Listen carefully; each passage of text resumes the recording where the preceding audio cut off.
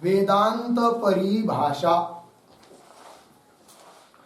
वेदांत परिभाषा ग्रंथ में पेज नंबर 85 और 85 पेज के ऊपर से द्वितीय पंक्ति उच्यते मिला। उच्यते का मतलब उत्तर दे रहे हैं, अर्थात पूर्व पक्षी के आरोप का समाधान कर रहे हैं। पूर्व पक्षी ने पूर्व पंक्ति में कहा है कि ननु साक्षिणी अध्यस्तत्वे अहम रजतम इति प्रत्ययः स्यात् अहम सुखी इति वत इति चेत। ये शंका है पूर्व पक्षी की। मतलब उसके शंका का अभिप्राय यह है, वो कहता है कि रजत अध्यस्त है, कहाँ पर? इदम अवच्छिन्न चैतन्य के ऊपर, है कि नहीं? और अंतकरण की वृत्ति चक्षु के द्वारा निकलकर इदम तक गई है, शुक्ति तक। शुक्तित्वेन रूपेण शुक्ति का ज्ञान नहीं हुआ, किंतु इदम रूप से शुक्ति का ज्ञान हुआ। अतः इदमाकार अंतकरण की वृत्ति हुई। और तब इदमावच्छिन्न चैतन्य का और वृत्त्यावच्छिन्न चैतन्य का क्या है? अभेद है। तो रजत इदमावच्छिन्न चैतन्य के ऊपर अध्यस्त, इसका मतलब वृत्त्यावच्छिन्न चैतन्य के ऊपर अध्यस्त है, क्योंकि इदमावच्छिन्न चैतन्य और वृत्त्यावच्छिन्न चैतन्य दोनों का क्या हो चुका है? अभेद। और वृत्त्यावच्छिन्न चैतन्य को अर्थात वृत्त्युपहित चैतन्य को ही बोलते हैं साक्षी। अर्थात वह रजत अध्यस्त है, कहाँ पर? इदमावच्छिन्न चैतन्य पर अध्यस्त है, अर्थात साक्षी के ऊपर अध्यस्त है। अर्थात उस रजत का अधिष्ठान कौन है? साक्षी। बराबर। अब साक्षी यदि अधिष्ठान है तो जैसे सुख दुख, ये भी तो क्या है? कल्पित है। और उसका अधिष्ठान कौन है? साक्षी, क्योंकि अंतकरण के धर्म में सुख दुख, और उस सुख दुख का अधिष्ठान कौन है? अंतकरणोपहित चैतन्य अर्थात साक्षी। तो जैसे सुख दुख का अधिष्ठान साक्षी है, अर्थात सुख दुख साक्षी में अध्यस्त है, अतः जैसे सुख दुख का भान अहम सुखी अहम दुखी इस रूप से होता है, उस प्रकार रजत भी यदि साक्षी के ऊपर अध्यस्त है तो उस रजत का भी भान इदम रजतम ऐसा न होकर अहम रजतम ऐसा होना चाहिए, सुख दुख की तरह। कौन बोल रहा है? पूर्व पक्षी। किंतु उस रजत का भान अहम रजतम इस रूप से क्यों नहीं होता है? इदम रजतम ऐसा ही क्यों हो रहा है? ये शंका है उसकी। मिला पंक्ति? ननु साक्षिणी अध्यस्तत्वे अपि अहम रजतम इति प्रत्यय स्यात्। ऐसा प्रत्यय, ऐसा ज्ञान, प्रत्यय मतलब ज्ञान, ऐसा होना चाहिए। अहम सुखी इति वत इति चेत। मिला पंक्ति? उत्तर दे रहे उच्यते। देखिए भाई, न ही सुखादीनाम अंतकरणावच्छिन्न चैतन्य निष्ठ अविद्या कार्यत्व प्रयुक्तम अहम सुखी इति ज्ञानम। मिला? इस पंक्ति का थोड़ा अन्वय करते हैं। तो अंतिम जो आया है अहम सुखी इति ज्ञानम, इसको पहले लेंगे। तो कैसा पढ़ता हूं देखिए। तो अहम सुखी इति ज्ञानम, बीच में सुखादीनाम अंतकरणावच्छिन्न चैतन्य निष्ठ अविद्या कार्यत्व प्रयुक्तम, शुरू से न ही। ठीक है, अर्थ देखिए भाई। अहम सुखी इति ज्ञान मतलब सिद्धांती कह रहे हैं पूर्व पक्षी को कि ये पूर्व पक्षी, अहम सुखी अहम दुखी इस प्रकार का जो ज्ञान हो रहा है, उसमें अहम के साथ सुख दुख का तादात्म्य प्रतीत हो रहा है, वो क्यों? उसका क्या कारण? तो उसका कारण वो नहीं है कि जो तुम समझ रहे हो। ऐसा कौन बोल रहे? सिद्धांती बोल रहे पूर्व पक्षी। ये पूर्व पक्षी तुम क्या समझ रहे हो कि अहम सुखी अहम दुखी इस प्रकार से अहम के साथ तादात्म्य होकर सुख दुख की प्रतीति हो रही है, उसका कारण क्या? तो अंतकरणावच्छिन्न चैतन्य निष्ठ अविद्या का कार्य होने से उन सुख दुख में अहम सुखी अहम दुखी प्रतीति हो रही है, ऐसा तुम समझ रहे हो पूर्व पक्षी। सिद्धांती बोल रहे पूर्व पक्षी क्या? कि अंतकरणावच्छिन्न चैतन्य निष्ठ जो अविद्या, उस अविद्या का कार्य है कौन? सुख दुख, है कि नहीं? इसलिए उन सुख दुख में अहम सुखी अहम दुख की प्रतीति हो रही है, ऐसा तुम समझ रहे हो, है कि नहीं? अर्थात सुख दुख का अधिष्ठान अंतःकरणावच्छिन्न चैतन्य होने के कारण उस सुख दुख में अहम रूप से प्रतीति हो रही है, ऐसा तुम समझ रहे हो। किंतु हे पूर्व पक्षी, ऐसी बात नहीं है।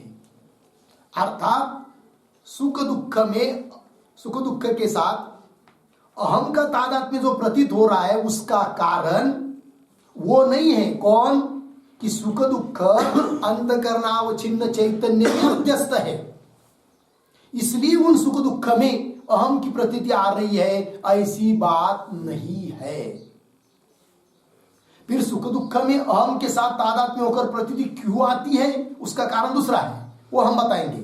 सिद्धांती कह रहे हैं, लग गया कि नहीं? किंतु वो कारण, यदि वो कारण होता तब हे पूर्व पक्षी तुम्हारी शंका ठीक थी। कैसी शंका? कि जैसे सुख दुख का अधिष्ठान अंतःकरणावच्छिन्न चैतन्य साक्षी है, अतः अहम करके सुख दुख की प्रतीति हो रही, अहम सुखी अहम दुखी। उस प्रकार रजत का भी अधिष्ठान साक्षी होने से रजत की भी प्रतीति अहम रजतम ऐसी होनी चाहिए। ये तुम्हारा कहना तब ठीक होता जब अहम सुखी अहम दुखी इस प्रतीति का कारण उस सुख दुख का अधिष्ठान अंतःकरणावच्छिन्न चैतन्य है, इसलिए अहम सुखी अहम दुखी प्रतीति होती, ऐसा होता तब। किंतु अहम सुखी अहम दुखी ये प्रतीति आने के लिए कारण वो नहीं है पूर्व पक्षी, कि जो तुम समझ रहे हो हे पूर्व पक्षी। कौन? कि सुख दुख का अधिष्ठान अंतःकरणावच्छिन्न चैतन्य है, इसलिए अहम सुखी अहम दुखी प्रतीति हो रही है, बात नहीं है। फिर क्यों सुख दुख में अहम प्रतीति हो रही है, उसको तो दूसरा कारण है, वो बता रहे हैं आगे। इतनी बात लगी कि नहीं? तो पंक्ति देखिए पुनः। अहम सुखी इति ज्ञानम, लग गया इतना? सुखादीनाम अंतःकरणावच्छिन्न चैतन्य, अंतःकरणावच्छिन्न चैतन्य अर्थात साक्षी चैतन्य, तो साक्षी चैतन्य निष्ठा विद्या का कार्य है वो सुख दुख, इसलिए सुख दुख में अहम की प्रतीति हो रही है, यह बात नहीं। न आया न स्वरूप नहीं, अर्थ लग गया? और वैसा देखा जाए तो सुख दुख का अधिष्ठान अंतःकरणावच्छिन्न चैतन्य नहीं है, साक्षी नहीं है। फिर कौन है? शुद्ध चैतन्य ही है। लग गया अर्थ? कैसे? आगे दे रहे देखिए। सुखादीनाम घटादिवत शुद्ध चैतन्य एवाध्यासात्, ठीक है? तो सुखादीनाम ये पंक्ति आ रही है, उसके अवतर रेखा के रूप में एक वाक्य,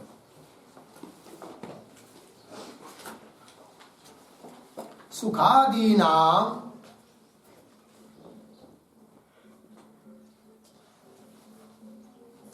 सुखादीनाम अंतःकरणावच्छिन्न चैतन्य निष्ठ, अंतःकरणावच्छिन्न चैतन्य निष्ठ अविद्या कार्यत्वा भावे, अंतःकरण निष्ठ अविद्या कार्यत्वा भावे, कार्यत्वा भावे हेतुम आह,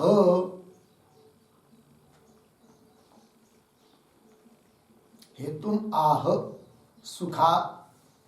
सुखादीना विधि, ठीक है? अर्थ देखिए भाई, सुखादीना सुखादिक का, सुखादिकों का अंतःकरणावच्छिन्न चैतन्य निष्ठ अविद्या कार्यत्वा भावे, मतलब सुखादिक अंतःकरणावच्छिन्न चैतन्य निष्ठ अविद्या का कार्य नहीं है। क्यों? कि वो अधिष्ठान ही नहीं है सुख दुख का। कौन?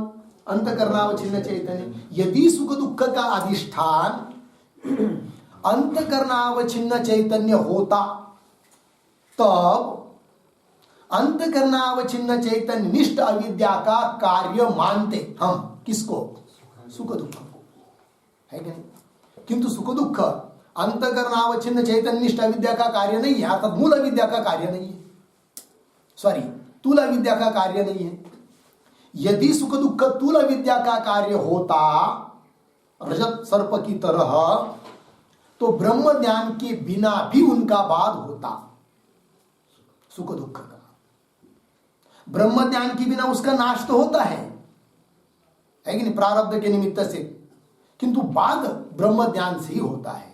बाद मतलब मिथ्यात्व निश्चय, वो ब्रह्म ज्ञान से ही होता है। जैसे घट का बाद ब्रह्म ज्ञान से ही होता है, घटपट जगत का बाद। अतः घटपटादिक वस्तु जैसे मूल विद्या का कार्य है, मूल विद्या अर्थात ब्रह्म चैतन्य निष्ठ विद्या का कार्य है।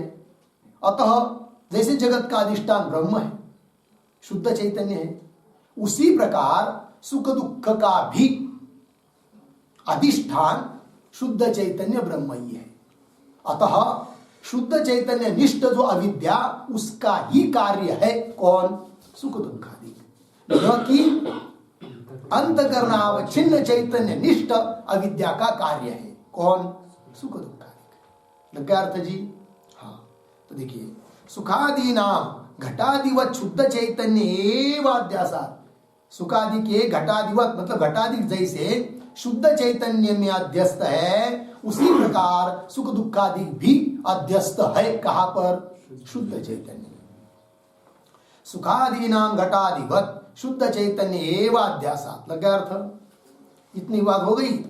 अब एक बात, दूसरी बात। कौन सी? फिर पूर्व पक्षी कदाचित पूछेगा क्या? तो ठीक है, घटादिक शुद्ध चैतन्य पर अध्यस्त है, बराबर।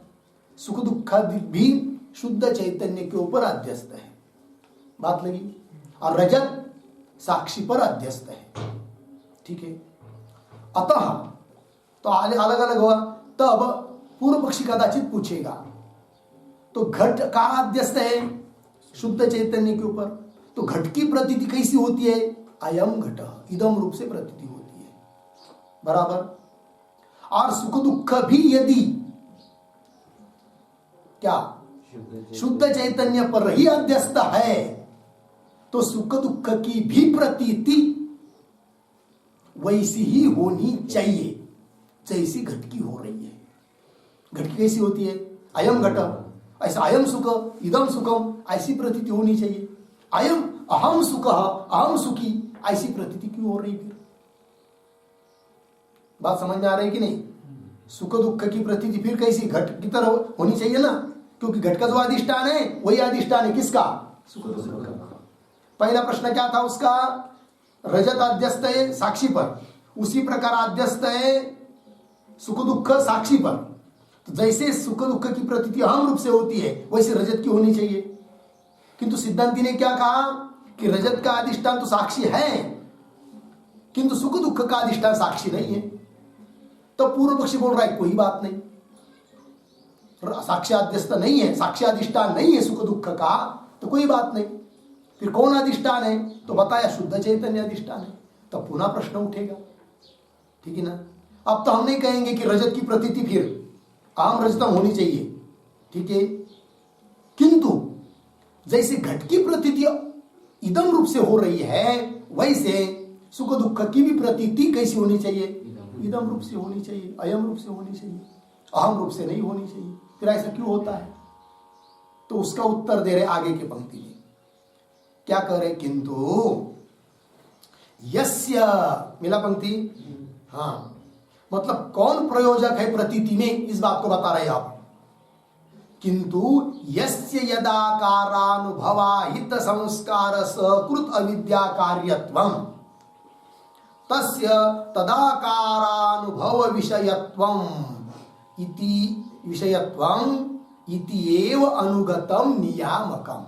ये नियामक है, ठीक है। अब सब जगह की संगति लग जाती है, चाहे किसी का भी अधिष्ठान कोई भी हो, उससे कोई मतलब नहीं है।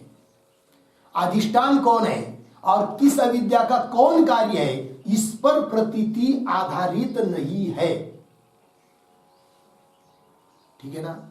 फिर अध्यस्त पदार्थों की जो प्रतीति आ रही है, चाहे वो घट की हो, चाहे सुख दुख की हो, चाहे रजत की हो, चाहे सर्प की हो, जो भी प्रतीति आ रही है, तो उस प्रतीति में नियामक कौन है, प्रयोजक कौन है कि किसी पदार्थ की प्रतीति अयम रूप से होती है, किसी पदार्थ की प्रतीति अहम रूप से होती है।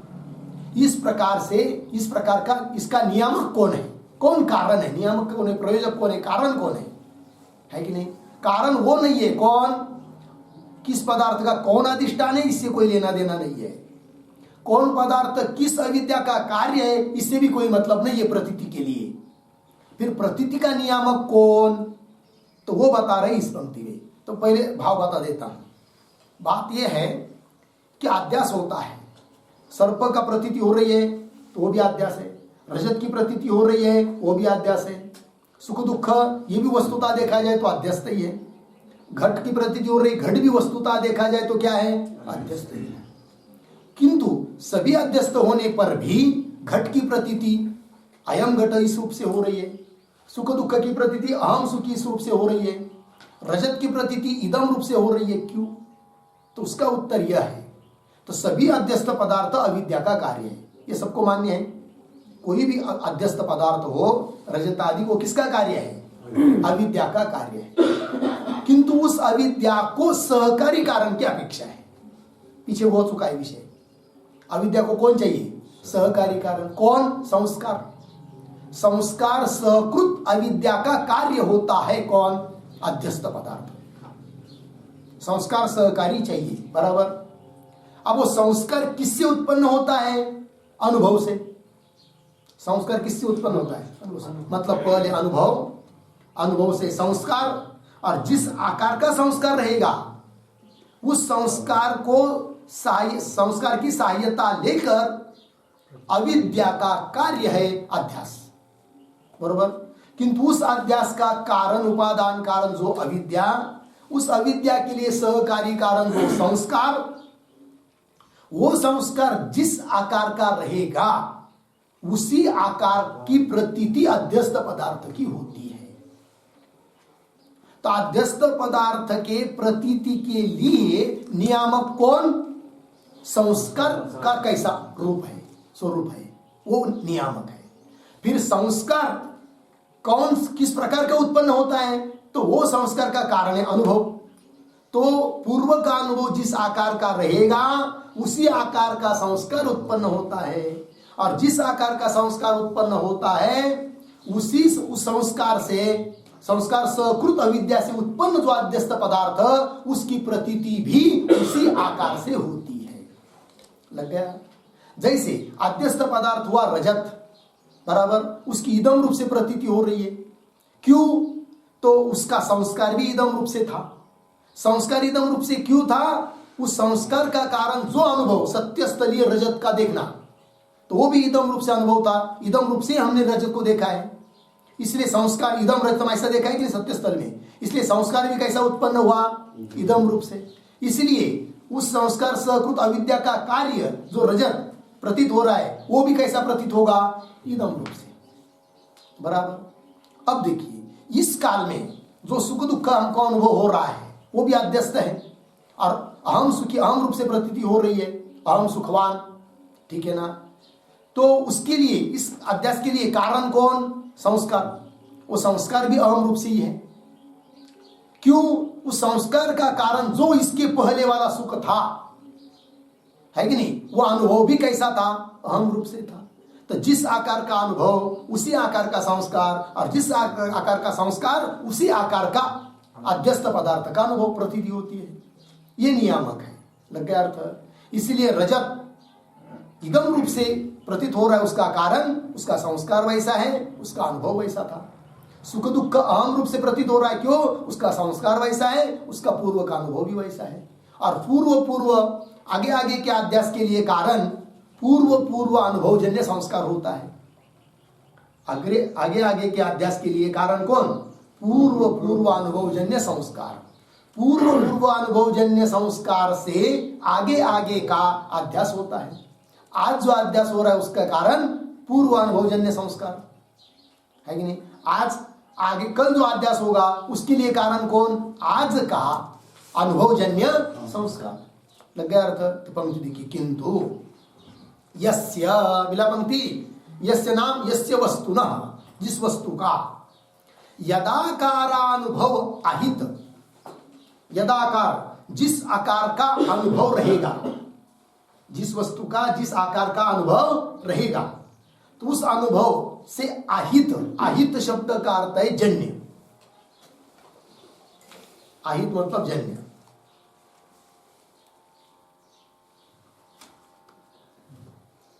ठीक है, पंक्ति देखते जाइए भाई। किंतु यस्य यदाकारानुभव आहित, आहित मतलब जन्य संस्कार है कि अनुभव से जन्य संस्कार, सकृत उस संस्कार से सकृत अविद्या कार्यत्वम है कि नहीं, अविद्या का कार्य है जो पदार्थ, तस्य तदाकारानुभव विषयत्वम, तस्य वस्तुनः उस वस्तु का तदाकारानुभव विषयत्वम उसी आकार का, आकार से अनुभव का विषय वो वस्तु बनती है। लग गया कि नहीं? देखिए, अनुभव विषयत्वम इत्येव अनुगतम नियामकम, मिला पंक्ति? पुनः देखिए, किंतु यस्य यदाकारानुभव, यस्य यस्य सत्य रजतस्य, उदाहरण में घटाएंगे, यस्य सत्य रजतस्य यदाकारानुभव, यदाकारानुभव इदम रजतम, इदम रजतम इत्याकारक अनुभव, उस अनुभव से आहित मतलब जन्य जो संस्कार, वो भी कैसा रहेगा? इदम रूप से ही पड़ा रहेगा। सहकार संस्कार, उस संस्कार से सहकृत, संस्कार को सहायक करके अविद्या का कार्य है शुक्ति के ऊपर का रजत है कि नहीं? संस्कार सहकृत अविद्या कार्यत्व, उस संस्कार के सहकृत अविद्या का कार्य कौन? शुक्ति के ऊपर का रजत। तस्य तस्य शुक्ति रजतस्य, शुक्ति के ऊपर प्रति जो रजत, तस्य तदाकार अनुभव विषयता है कि नहीं? तदाकार उसी आकार से अनुभव का विषय यह का शुक्ति के ऊपर का रजत बनेगा। लग गया जी? तदाकार अनुभव विषयत्वम एव विषयत्वम इति एव अनुगतम नियामकम। समझ में आया? और एक उदाहरण, यस्य वस्तुना, किंतु यस्य वस्तुना, मिला? यस्य वस्तुना पूर्वकालीन अनुभूत सुख दुखात्मक वस्तुना, पूर्व में कभी अनुभव लिया है कि नहीं सुख दुख का, उस वस्तु का यदाकार अनुभव, जिस आकार का उसका अनुभव हुआ था, कैसा? अहम सुखवान, अहम रूप से अनुभव हुआ था। उस अनुभव से आहित मतलब जन्य जो संस्कार, वो भी कैसा? अहम रूप से ही। और उस संस्कार से सकृत अविद्या का कार्य है कौन? इस काल का सुख, वर्तमान का सुख। इसलिए अविद्या कार्यत्वम तस्य, तस्य मतलब वर्तमान कालीन सुखस्य, तदाकार अनुभव विषयता। तदाकार मतलब जिस आकार का अनुभव था उसी आकार का संस्कार और उसी आकार के अनुभव की विषयता इस सुख दुख में है। ये नियामक है। लग गया कि नहीं? वो रजत या अध्यस्त पदार्थ किस चैतन्य पर अध्यस्त है, कौन सा विद्या का कार्य है, इससे कोई मतलब नहीं है प्रतीति के नियामक के लिए। फिर प्रतीति का नियामक कौन? यदाकारानुभवाहित संस्कार कृत अविद्या कार्यत्वम, ये नियामक है। समझ में आया विषय? चलिए, तदाकारानुभव विषयत्वम इत्येव अनुगतम नियामकम। मिल गया पंक्ति? चलिए इसके ऊपर एक टिप्पणी लिखते हैं। नियामकम, शुद्ध चैतन्य और साक्षी चैतन्य दोनों अलग अलग है। शुद्ध चैतन्य, साक्षी चैतन्य वो है कि जो अंतकरण रूप उपाधि में आया है। यद्यपि वस्तुता स्वरूपता वो भी शुद्ध है, किंतु उसको साक्षी नाम इसलिए आया कि अंतकरण उपाधि से युक्त होने के कारण। और शुद्ध कहने का तात्पर्य है कि जो उपाधि, अंतकरण उपाधि से रहित है, व्यापक शुद्ध ब्रह्म, उसको लेना है शुद्ध चैतन्य शब्द से। ठीक है, तो टिप्पणी लिखिए, यत्र यदाकारानुभवाहित, यत्र यदाकारानुभवाहित, अनुभव आहित, कौंस में लिखिए जन्य, जन्य कौंस बंद, आगे संस्कार सहकृत, संस्कार सहकृत वृत्ति विषयत्वम, संस्कार सहकृत वृत्ति विषयत्वम अर्धविराम तत्र तत्र तदाकारानुभव विषयत्वम तदाकारानुभव विषयत्वम इति अस्य नियमस्य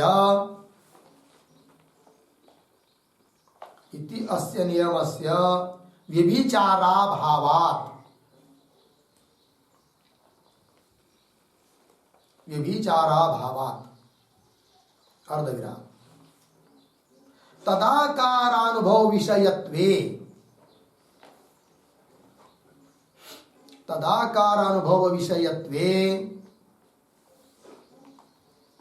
तदाकारानुभवाहित संस्कार तदाकारानुभवाहित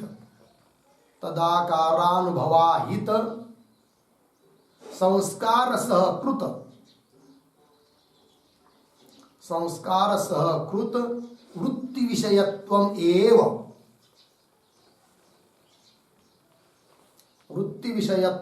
एव नियामकम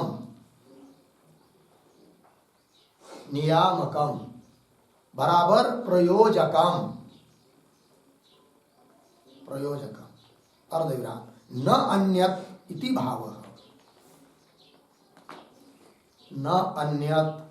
भावः लग गया पंक्ति। चलिए अर्थ समझिए। यत्र जिस वस्तु में यदाकारानुभवित जिस आकार के अनुभव से अहित मतलब जन्य संस्कार है उस संस्कार सहित वृत्ति विषयत्व संस्कार सहित वृत्ति का विषय बनता है वो तत्र तदाकारानुभव विषयत्व होता है उस वस्तु में। इति अस्य नियमस्य यह नियम है इस नियम का विचार नहीं है विचाराभाव। इसलिए तदाकारानुभव विषयत्वे उस आकार का अनुभव विषय बनने में तदाकार अनुभव अहित संस्कार उस आकार के अनुभव से अहित अर्थात जन्य जो संस्कार उस संस्कार से सहकृत वृत्ति विषयत्व ही प्रयोजक है नियामक है। लग गया अर्थ।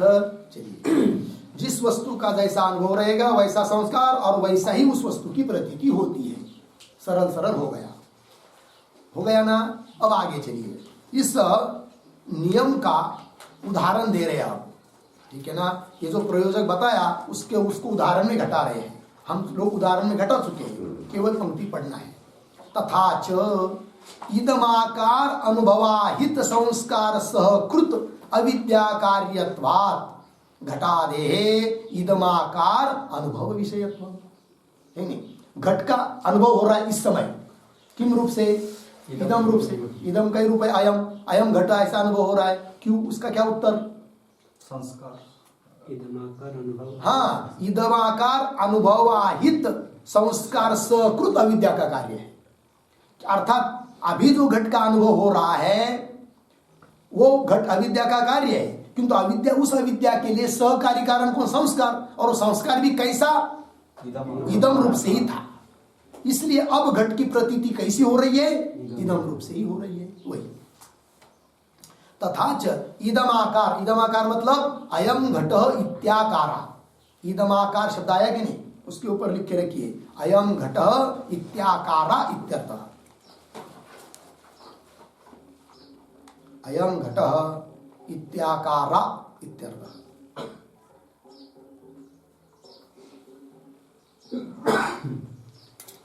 हो गया भाई। चलिए भाई। तथा च इदमाकार अनुभव अहित मतलब अयम घट इत्याकार अनुभव से अहित मतलब जन्य संस्कार सकृत अविद्या का कार्य होने से घटादेः वर्तमान काल में अभी घटादेः इदमाकार अनुभव विषयत्व। इदमाकार अनुभव का विषय हो रहा है घट। लग गया अर्थ।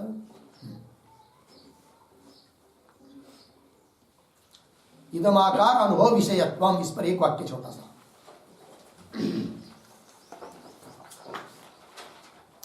उदाहरण चिन्ह में अयम घट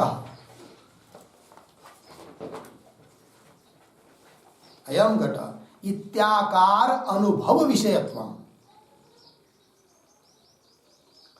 इत्याकारानुभव विषयत्वम अर्धविराम न तु अहम घटः न तो अहम घटः इति अनुभव विषयत्वम न तो अहम घटः इति अनुभव विषयत्वम इति भावः।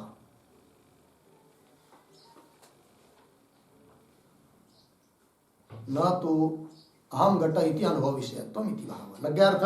चलिए अंतिम में आया था ना, इदमाकार अनुभव विषयत्वम मतलब अयम घट इत्याकार अनुभव का विषय घट है। अहम घट इस प्रकार का अनुभव का विषय घट नहीं। ध्यान दीजिए थोड़ा सा।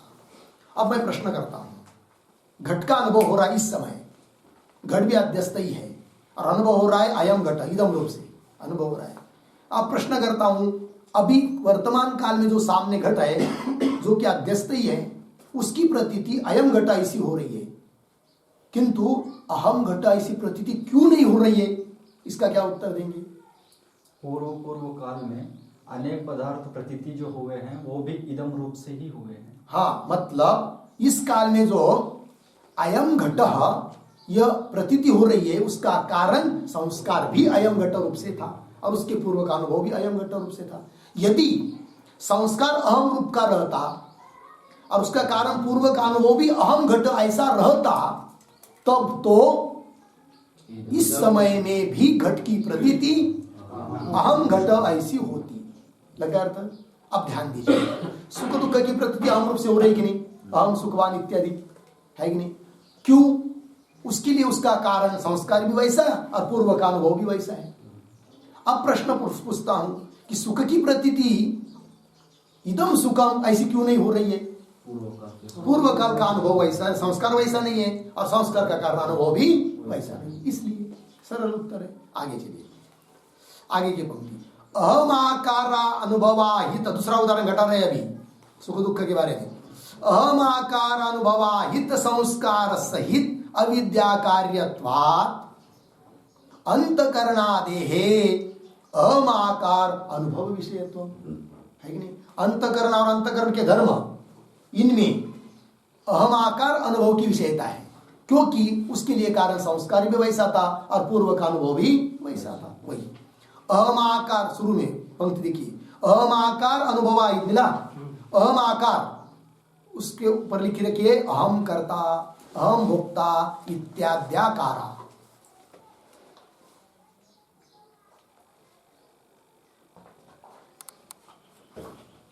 अहम कर्ता अहम भोक्ता इत्याद्याकारा। तो जीव की प्रतीति या अंतकरण की प्रतीति अहम रूप से हो रही कि नहीं? अहम कर्ता अहम भोक्ता। तो अहमाकार अनुभव से अहित संस्कार सहित अविद्या का कार्य होने से अंतकरणादेहे अंतकरणादिकों की अहमाकार अनुभव विषयत्व। लग गया अर्थ? आगे चलिए, कुछ पदार्थ ऐसे भी हैं कि जो कभी कभी अहम रूप से प्रतीत होते हैं तो कभी कभी इदम रूप से प्रतीत होते हैं। बोलेंगे ऐसा क्यों होता है? फिर तो उसका भी उत्तर वही है कि उसके लिए संस्कार भी दोनों प्रकार का था और उसके लिए उसका पूर्व का अनुभव भी दोनों प्रकार का था, इसलिए दोनों प्रकार से प्रतीति होती है।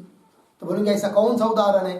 तो बता रहे आगे, शरीर इंद्रियादेहे, शरीर और इंद्रिय इत्यादि, शरीर इंद्रियादेहे उभयविद अनुभव संस्कार सहित अविद्या कार्यत्वात्। उभयविद, उभयविद मतलब दोनों प्रकार के अनुभव जन्य संस्कार से सकृत अविद्या का कार्य है शरीर इंद्रियादि।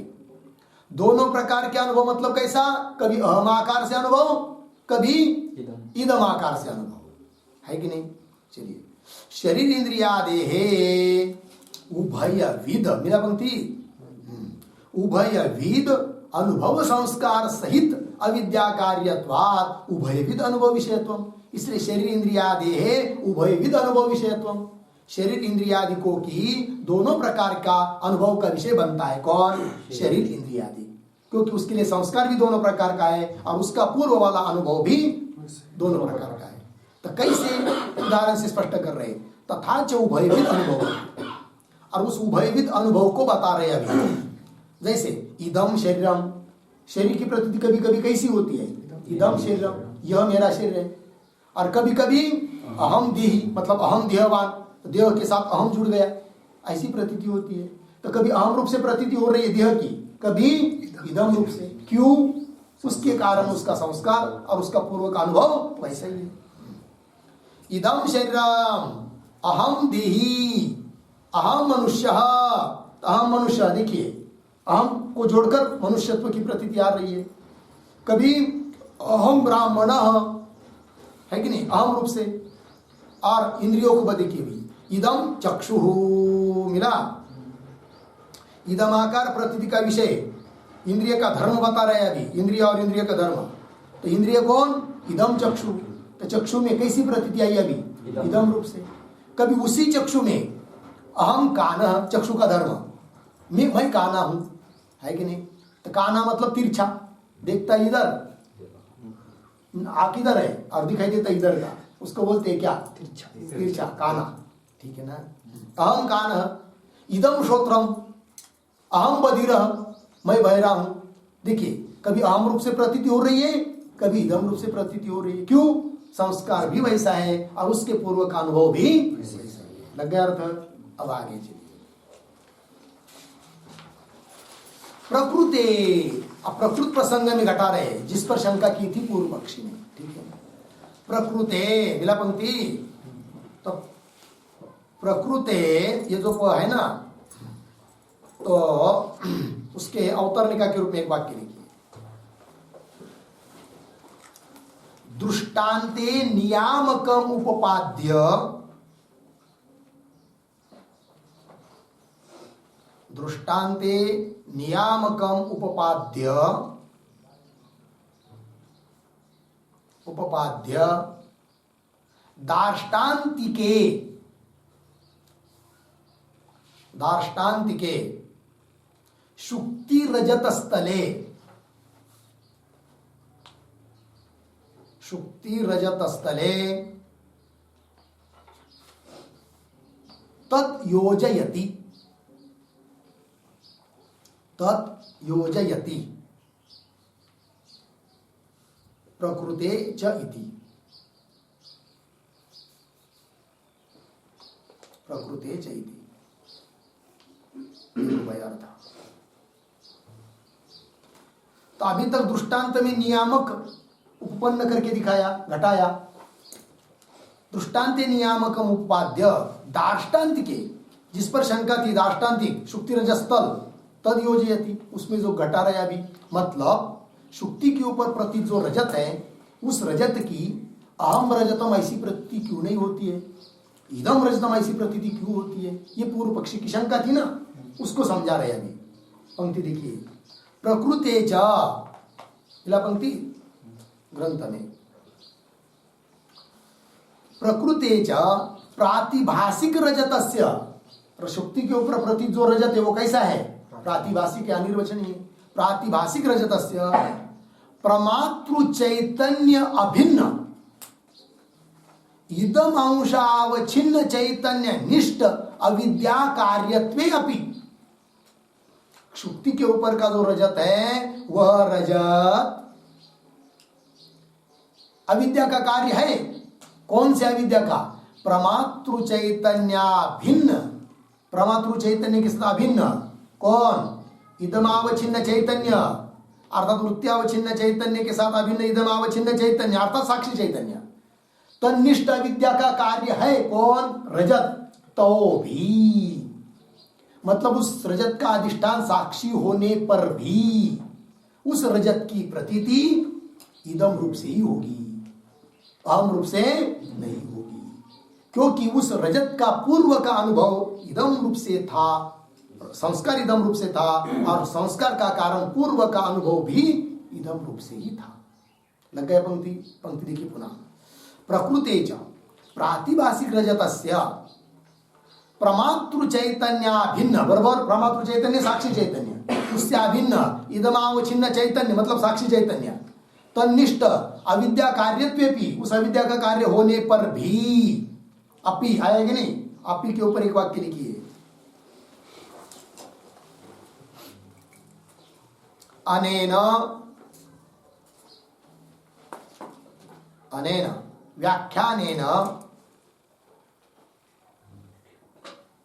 अनेन व्याख्यानेन शुक्तिरजतस्य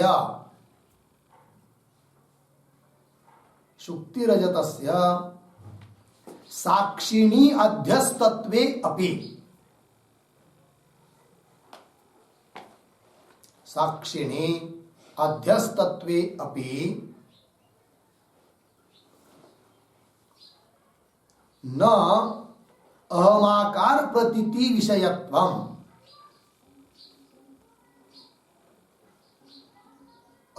न अहमाकार प्रतीति विषयत्वम् अर्धविराम साक्षी चैतन्याध्यस्तत्वस्य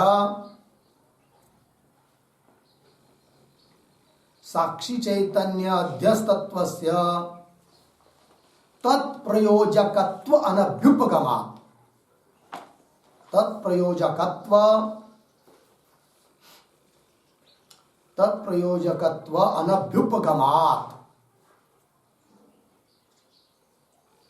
अनभ्युपगमात् इति उक्तम वेदितव्यम्।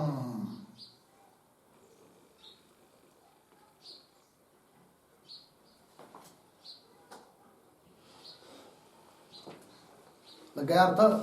अनभ्युपगमात् इति उक्तम वेदितव्यम्। अर्थ देखिए भाई, इस व्याख्यान से क्या सिद्ध हुआ? तो शुक्ति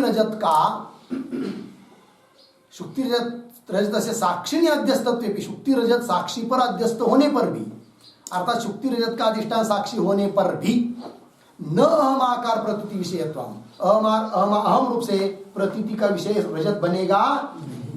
क्यों? साक्षी चैतन्य अध्यस्तत्व से तत्प्रयोजकत्व अनभ्युपगमा, साक्षी चैतन्य पर अध्यस्त है, ये उसका प्रयोजक ही नहीं है अहम प्रतीति का। ठीक है ना? फिर कौन प्रयोजक है वो आगे दे रहे हैं। पंक्ति देखिए भाई, शुरू से पढ़ता हूं। प्रकृते च प्रातिभासिक रजतस्य प्रमातृ चैतन्याभिन्न इदम अंशावच्छिन्न चैतन्य निष्ठ विद्या कार्यत्वे अपि, ऐसा होने पर भी, अर्थात रजत का अधिष्ठान साक्षी होने पर भी उसकी प्रतीति अहम रूप से नहीं होगी, क्योंकि वो साक्षी अध्यस्त अधिष्ठान रहना उस प्रतीति का नियामक नहीं है। कौन नियामक है? फिर वो करे इदम रजतम इति सत्यस्थलीय इदम अंशाकारानुभवाहित संस्कार जन्यत्वात् इदमाकार अनुभव विषयता अर्धविराम न तो अहम रजतम इति अहमाकार अनुभव विषयता इति अनुसंधेयम। मिला? ध्यान दीजिए, इस समय प्रतीति हो रही शुक्ति के ऊपर रजत की इदम रूप से। ठीक है ना? क्यों? वो रजत अविद्या का कार्य है, किंतु जिस अविद्या का कार्य रजत है उस अविद्या के लिए सहकारी कारण कौन? संस्कार। वो संस्कार भी कैसा था? इदम रूप से। संस्कार इदम रूप से क्यों था? इसलिए कि उस संस्कार का जनक जो पूर्व का अनुभव, सत्यस्थलीय रजत का अनुभव, वो भी कैसा था? इदम रूप से ही था। तो इदम रूप से अनुभव था, इसलिए संस्कार भी इदम रूप से हुआ। अतः अभी जो रजत प्रतीत हो रहा है वो भी इदम रूप से ही होगा। ये नियामक है। यदि सत्य स्थल में रजत को हम आम रूप से अनुभव किए हुए रहते तो संस्कार भी वैसा ही रहता, और इस समय रजत में प्रतीति भी फिर आम रूप से ही होती, किंतु ऐसा नहीं है। चलिए, इदम रजतम इति सत्यस्थलीय, सत्यस्थल में स्थलीय इदम अंशाकार इदम रूप से ही अनुभव हुआ है, और उस अनुभव से अहित मतलब जन्य संस्कार है, और उस संस्कार से जन्य है अभी का रजत। संस्कार जन्यत्वात् इदम आकार अनुभव विषयता, इसलिए इस काल के रजत में, शुक्ति के ऊपर रजत में इदमाकार अनुभव की ही विषयता है। लग गया? न तो अहम रजतम ऐसे अनुभव की विषयता इस काल में रजत में नहीं है, क्योंकि उसके लिए कारण संस्कार और पूर्व का अनुभव वैसा नहीं है। न तो अहम रजतम इत्याकार अनुभव विषयता इति अनुसंधेय इति चिंतनीयम, ऐसा चिंतन करना चाहिए। लग गया भाई पंक्ति?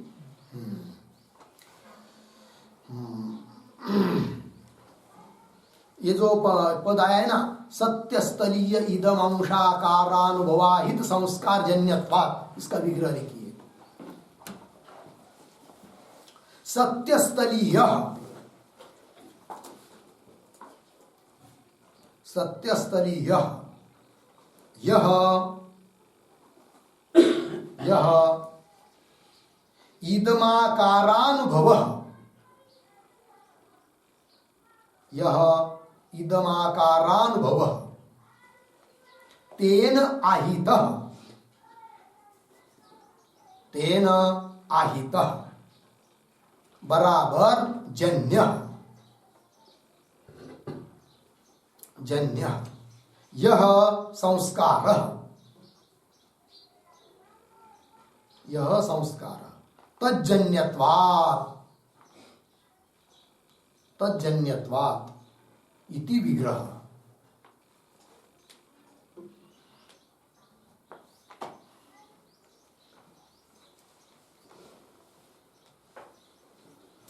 ठीक है, देखो भाई अर्थ सत्यस्थलीय, यह सत्यस्थल में जो इदमाकार अनुभव तेन आहित, उससे जन्य, उस अनुभव से जन्य यह संस्कार, और तज्जन्यत्वात् उससे जन्य है इस काल का रजत की प्रतीति, इदम रजुक्ति के ऊपर रजत की प्रतीति। इसीलिए साक्षी के ऊपर रजत अध्यस्त होने पर भी उस रजत की प्रतीति इदमाकार से क्यों होती है उसका प्रयोजक बता दिया। लग गया अर्थ जी? हाँ, क्योंकि उसका प्रयोजक साक्षी में अध्यस्त अनध्यस्त ये बात नहीं है। जैसा अनुभव वैसा संस्कार, जैसा संस्कार वैसी प्रतीति होती है अध्यस्त पदार्थ की। इसलिए ये कह नहीं सकते कि रजत यदि साक्षी चैतन्य के ऊपर अध्यस्त है तो उस रजत की अहम रजतम ऐसी प्रतीति होनी चाहिए, ये शंका कर नहीं सकते, क्योंकि उस प्रतीति का नियामक साक्षी के ऊपर अध्यस्त होना नहीं है, अपितु उस प्रतीति का नियामक संस्कार और संस्कार का कारण पूर्व अनुभव, यह है। लग गया अर्थ? बस आगे का विषय हम लोग कल करेंगे। ओम पूर्णमदः पूर्णमिदं पूर्णात् पूर्णमुदच्यते पूर्णस्य पूर्णमादाय पूर्णमेवावशिष्यते। ओम शांति शांति शांति।